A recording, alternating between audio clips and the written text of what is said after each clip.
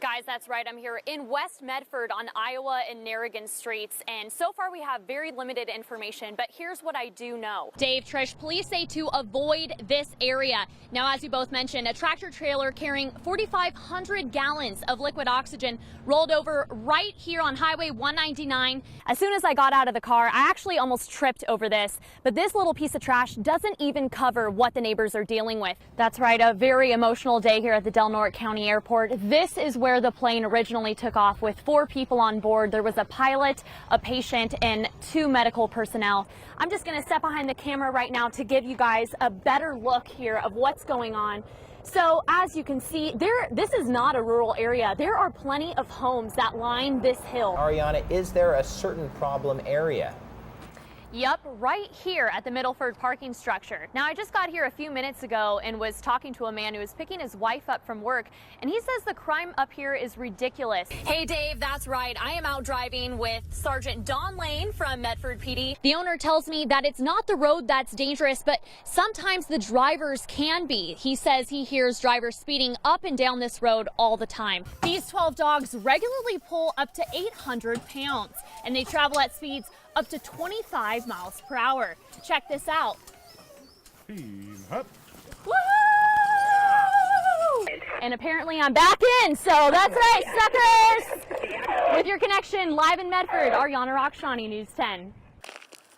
It's part of their daily routine, but so is this. Careful, buddy. You're going to get your foot cut. Is there glass over there?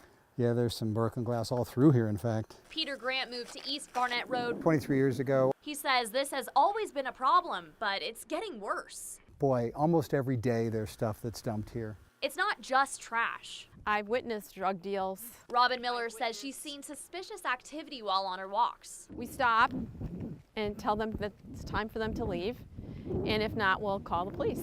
That seems to work, but They keep coming back. It's definitely not getting better. and they leave an even bigger mess to clean up. It's awful. I mean, we would like to run in the beauty of this hill without garbage on either side of the road. Some neighbors, like Peter, pick up the trash. Unfortunately, you can't keep up with it when it's a daily thing. And when there's broken bottles and then there's glass strewn everywhere, it's really hard to keep up with. So does the neighborhood kind of feel like you guys are all on your own fighting this battle? That's the general consensus, I think. Come on, buddy. It's not just about people leaving their trash and drug paraphernalia. It's about the cycle, the daily routine, every day. You know, we clean it up and then it isn't very long until you see another mattress. It's terrible. It's horrible. With your connection near Medford, Ariana Rakhshani, News 10.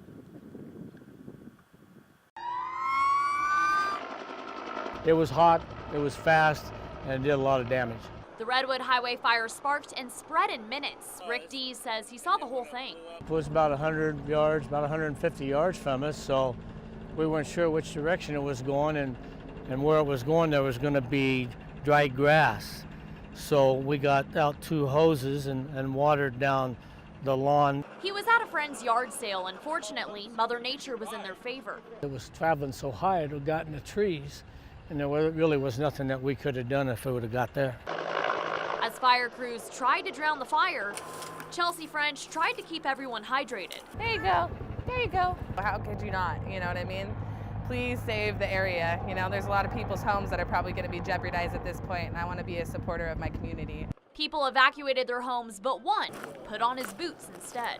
If people's homes are threatened or anything like that, I really feel for that. I just want to help out. 21-year-old Benjamin T. did not want to give his last name. He was born and raised in Selma and wanted to help save his community. I just walked down the road and started helping out where I could. Others volunteered something else to the firefighters: support. You know what, they don't get enough thanks for what they do. It's a dangerous job. The Pokemon Go game is taking over the nation. People everywhere are participating in this virtual reality. But before you catch them all, there's something you should do. In one day, I've probably walked a good 6 miles. This is part of the adventure, and Wyatt Taboda can't get enough of it. I got it the day after it came out. With so much time invested in a different reality, But here's one, we found one. the Pokemon characters led him toward a different prize. Every mile you walk, you can donate. For Pokemon Go players, all it takes to help Sunny is the Walk for a Dog app. The more walkers we have, the more donations we get. It's really a great app. Margaret Varner at the Rogue Valley Humane Society says the nonprofit got a $30 payout from the app, but she says that's just the beginning. I'm really hoping that with the excitement with Pokemon that it really brings a lot of interest for people to sign up and get out there and earn us some money. So I use this one. Something Wyatt has already started doing for the animals. Good girl!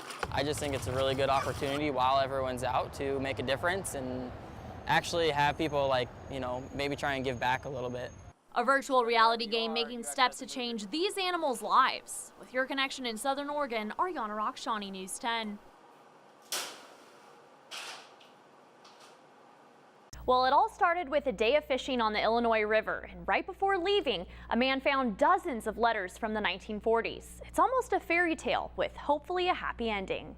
145, 146. 147 love letters. I love you, baby. All found here among trash. I noticed just a pile of letters, and they were scattered all throughout, all the way down to the bottom of the grass down there. Harlan Taylor read 2 of the letters. It was amazing, so I picked every one of them up. He took them home to his wife. No way! Let me see. Victoria Taylor started to read some of them. My dear wife. It's a love story she could not put down. This is a true love story from way back in the 1940s. Love, Vic. Victor Homan professing his love to Lorene Briggs. I think he's gonna ask her to marry him. And then to his wife, Lorene Briggs Homan. He couldn't wait to see her when she, was able to return home. Victor and Lorene lived in San Diego and were separated because they were in the service. He loves her, like she is a lucky woman. Now the Taylors have made it their goal. I miss you. To get these letters home.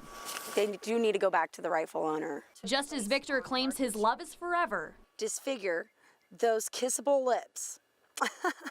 Their love will live on through these letters. Hopefully there's a happy ending to this love story. If anyone knows or is related to Lorene Briggs Homan or Victor Homan, you can call us at KTVL. With your connection, Ariana Rakhshani, News 10.